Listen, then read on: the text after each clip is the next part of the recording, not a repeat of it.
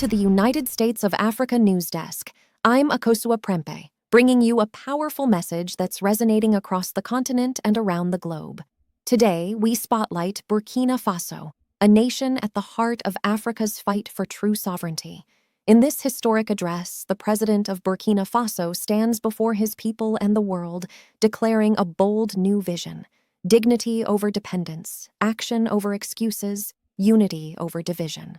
This speech is a call to all Africans, at home and in the diaspora, to reclaim our future, celebrate our identity, and chart our own destiny. Before we dive into his full statement, make sure to hit subscribe, like this video, and leave your thoughts in the comments below. Share this with friends and family to help connect Africans everywhere and to show the world what unity really means for our continent. Together, let's amplify this message of hope, strength, and African pride. Now, let's hear directly from Burkina Faso. We have chosen dignity over dependence. We have chosen action over excuses. We have chosen the people over foreign interests. Fellow citizens of Burkina Faso, Africans across the continent and diaspora, friends of justice and sovereignty worldwide, I stand before you today not just as a soldier or a head of state, but as a son of the soil, a humble servant of the people, and a firm believer that Africa must rise by her own strength for her own destiny. When I took responsibility for this nation in September 2022, our people were under siege. Insecurity reigned, foreign military powers dictated our fate, corruption crippled our economy, and the wealth of our land was looted with the complicity of our own leaders. The state was weak, the people were afraid, and hope was fading. But we said enough. We reclaimed our sovereignty. We asked foreign troops to leave. We rejected neo-colonial dictates.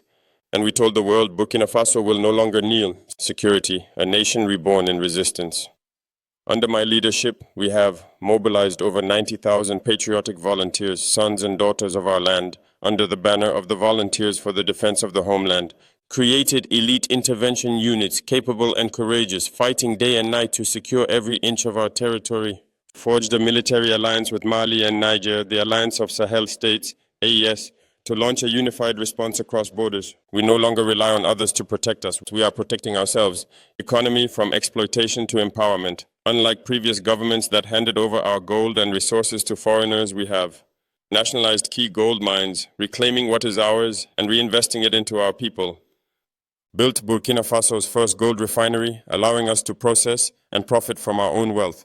Banned illegal gold export licenses and established a national gold reserve to secure our economic future. Agriculture from hunger to abundance. Instead of food aid, we are building food sovereignty. Launched a national agro-pastoral offensive, providing tractors, water pumps, and tools to our farmers.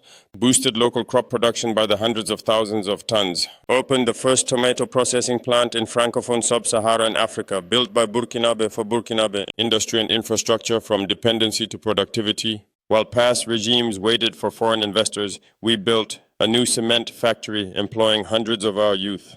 Expanded and modernized Bobo Dioulasso Airport, reconnecting Burkina to the skies with a revived Air Burkina. Solar farms, thermal plants, and rural electrification projects so no child studies in darkness again. Health and education, from neglect to national priority.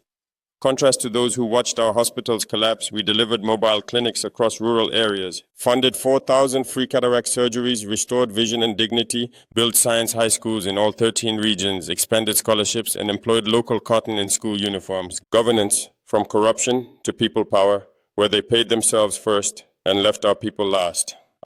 Cut ministerial salaries by 30–50%, increased civil servant salaries to match their dedication, paid off local debts and supported worker-owned businesses with 17 billion CFA in revenue last year alone. Culture and dignity, from imitation to identity, are decolonizing our laws, our schools, our minds. Abolished colonial courtroom wigs.